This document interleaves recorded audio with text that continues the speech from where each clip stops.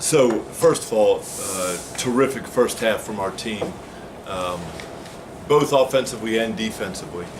Part of it was St. Joe's didn't shoot the ball very well, but offensively, I mean, we really clicked. We did a good job getting the ball in the lane, kicking out for three. We shared the ball really well. Fresh Kimball deserves a lot of credit.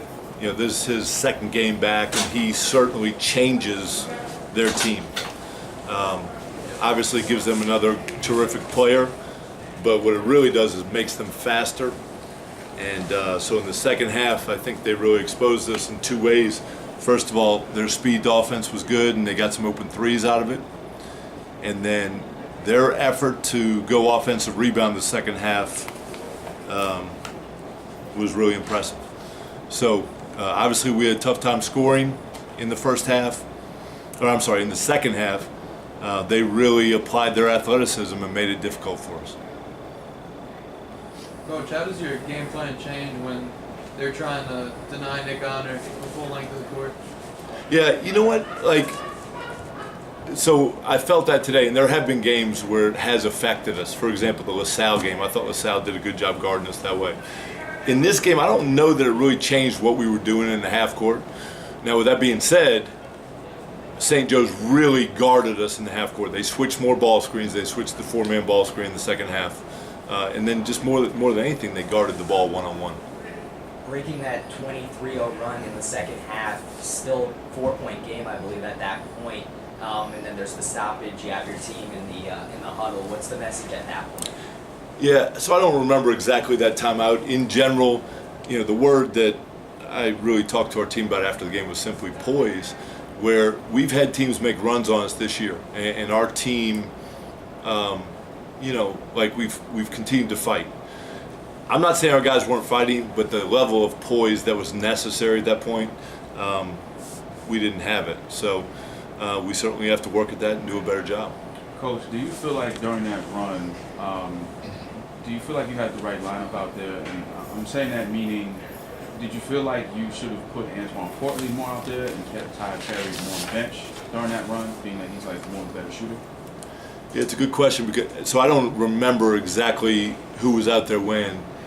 Tyrone did a really good job picking us up in the first half, and then he made another one in the second half. So, you know, tonight Ty was our best shooter, and so I will go back and look at the film to see exactly who was out there during that segment. But my guess is, you know, a 23-0 run, we probably had a couple different lineups splitting the time. When you see Perry have a game like this, again, late in the season, in a game like this where shots for other players are not falling as consistently, how positive is that to see? Well, it's encouraging simply because for freshmen, they have to, not just freshmen, but especially freshmen, they have to continue to grow. And Ty is doing that. I mean, he works harder than anybody on his shot. He's in the gym more than anybody. So for him to make some was good. You know, the other thing, we really made good passes. I'm talking about especially the first half when we were able to get some penetration. So the looks that we got were pretty good. Coach, what did you tell your team after this game? You know, a loss like this is pretty hard, especially, you know, for some of the guys that are freshmen. Just, you know, tell us a little bit about what you're talking about. Yeah, so I did compliment our team on their first half. I mean, the way we played in the first half was really, really good. And then I talked about poise, which was probably the story of the second half.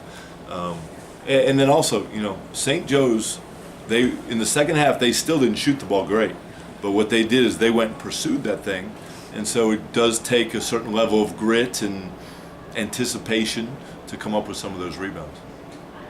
David Picard was absent from the sideline. Any word on him? Yeah, it's at this point, it's simply a team matter. Coach, quick question. What led to your decision to start Chuba Williams at center? Yeah, so Chuba's been our starting power forward, our starting four-man, probably for the last 8 games, something along those lines.